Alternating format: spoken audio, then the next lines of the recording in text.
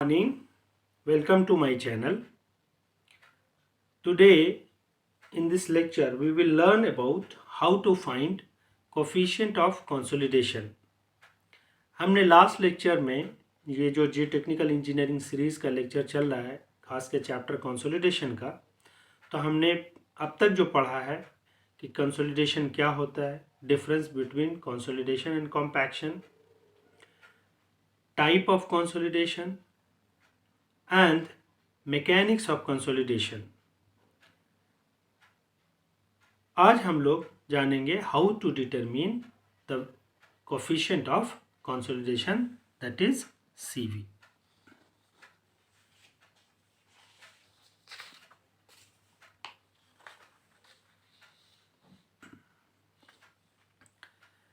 So let us start the lecture.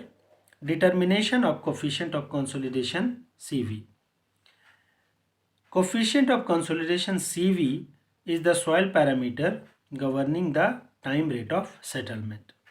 ये एक factor है, एक पैरामीटर है जो settlement with respect to time predict करता है या गवर्न करता है. इसकी unit, the unit of CV is metre square per second और मीटर स्क्वायर पर डे. आप जो भी यूनिट सेलेक्ट करना चाहें इसको कर सकते हैं. CV is not really a constant but is a function of the stress increment for a given soil. But since both K that is permeability of the soil and AV that is compressibility of the soil decreases with the decrease in void ratio E, hence CV, which is a function of the ratio K 1 plus E naught AV by AV, remains more or less the same within a considerable pressure change. CV can be determined by curve fitting method, and there are two methods available: Casagrande logarithm of time fitting method and Taylor's square root of time fitting method. In this lecture we will discuss only Casagrande's logarithm of time fitting method. So how to find Casagrande's logarithm of time fitting method? In the last lecture हम लोगों ने देखा कि the time factor TV is equal to CV into T divided by H square, or CV is equal to TV into H square divided by T. Here the aim of this Casagrande's logarithm time fitting method is to find T50. The main aim is T50. Why T50? Here, see here, CV is equal to, at 50% consolidation, T50, मतलब time factor at 50% consolidation, it can be calculated from table. And H depends on the drainage system, whether it is a single drainage or double drainage. हमने last के lecture में हमने बजाबता दिखाया था कि अगर single drainage है तो a particle has to cover the whole thickness to escape, but in case of double drainage the drainage path will be half, that is h by 2. So main aim to find T50. अब ये T50 हम कैसे निकालेंगे, वो steps क्या है, थोड़ा सा हम पहले समराइज कर दें, फिर उसके बाद एक्चुअल में निकालते कैसे हैं वो हम आपको बताएंगे. T50 निकालने का first step is to find R100. R100 means dial gauge reading for 100% consolidation. यहाँ पे अगर हम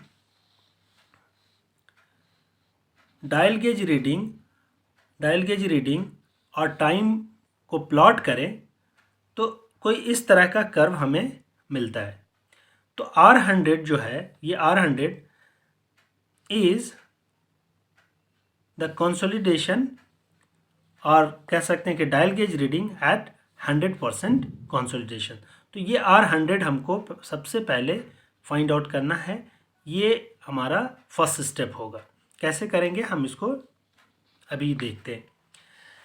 second is to find R0, that is dial gauge reading for U is equal to means consolidation is equal to 0%, मतलब initial, and then we will find R50, that is dial gauge reading for 50% consolidation. So to find T50 will be the time corresponding to 50% consolidation from this graph. So अब एक एक करके हम समझेंगे कि सबसे पहले R100 then R0 and then R50 हम कैसे फाइंड करेंगे। सबसे पहले हम बात करते हैं कि R100 that is dial gauge reading for 100% consolidation हम कैसे फाइंड करेंगे। तो हम देख रहे हैं कि ये कर्व इस तरीके का है। तो ये जो इसका टेंजेंट और ये इसका एसिम्पटोट्स जहाँ पे कट करते हैं, सपोज ये पॉइंट, एक हॉरिजॉन्टल लाइन ड्रॉ करेंगे जहाँ पे वाई एक्सिस को कट करेगा, that will be the R100। बात समझ में आ रही है कि इसका टेंजेंट और ये कर्व इसका एसिम्पटोट जहाँ पे कट करता है वहाँ से एक हॉरिजॉन्टल लाइन खींचेंगे, ये हमारा क्या देगा R100। तो पहला हमें dial gauge reading for 100% consolidation ये निकल के आ गया। तो ये टेंजेंट है, ये एसिम्पटोट्स है, ठीक है। ये R100 क्या है एक्चुअल में, इसके बाद ही ये सेकेंडरी कंसोलिडेशन स्टार्ट होता है। अब दूसरा स्टेप है हमारा R0 कैलकुलेट करने का। ये बहुत इंपॉर्टेंट है, इसको समझिएगा।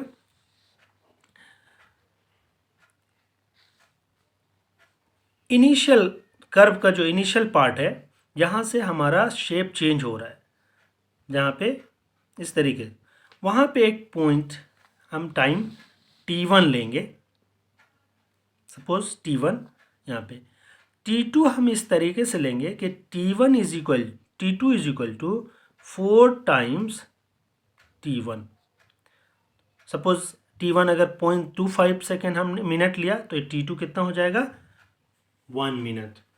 तो दो टाइम T1 एंड T2 इस तरीके से लेंगे कि T2 is equal to 4 times T1। अब उसके बाद क्या है, ये हमारा T1 हमने क्या एक टाइम लिया और इसके हॉरिजॉन्टल एक लाइन खींचा, 4 times T1 that will B T2, इसके हॉरिजॉन्टल हमने एक लाइन खींचा। इन दोनों लाइनों के बीच suppose the distance is Z, इतना ही Z डिस्टेंस हमने ऊपर प्रोजेक्ट किया और एक हॉरिजॉन्टल लाइन ड्रॉ किया। ये वाई एक्सिस को जहाँ पे मिलेगा दैट विल बी R0। ये कहलाता है करेक्टेड ज़ीरो रीडिंग एंड ये देता है हमारा एक dial gauge reading for 0% consolidation. Means above this there will be initial compression and in between R0 and R100 there will be primary consolidation. तो अभी देखिए हमें क्या नहीं मिल गया, R0 मिल गया और R100 मिल गया। अब इन दोनों का average R0 plus R100 divided by 2 that will give R50, that is 50% consolidation, dial gauge reading for 50। अब इस लाइन एक हॉरिजॉन्टल लाइन खींचा, कर्व को जहाँ पे टच किया और वहाँ से हम एक वर्टिकल ड्रॉप ऐसा हमने ये किया। ये जो पॉइंट होगा टाइम एक्स एक्सिस पे that will be the T50। और हमारा आइडिया ही था T50 कैलकुलेट करने का। तो आई होप कि आपको समझ में आएगा कि R0, R100 and R50 and corresponding to R50 T50 कैसे हम निकालें। जब हमारा सब कुछ T50 निकल गया अभी क्या करना है, इस फॉर्मूले में हमको पुट करके T50 हमारा टेबल से, H जो हमारा ड्रेनेज कंडीशन, एंड ये T50 जो हमारा निकला वो उसकी वजह से CV आ जाएगा। इसको हम एक एग्जाम्पल से समझते हैं। सपोज T1 इज 0.25 मिनट, तो T2 क्या होगा, 0.25 into 4 that is 1 minute, and for 50% consolidation from table TV is equal to 0.197, ये दिया हुआ है, ये ऑलरेडी पहले से कैलकुलेटेड है। Suppose A specimen height is 18 millimeter and it has double drainage, then H will be 18 by 2 that is 9 millimeter or 0.9 centimeter अगर double drainage है तो। एंड T50 इस ग्राफ से अगर हम निकालें तो ये अप्रॉक्सीमेटली आ रहा है 13 मिनट।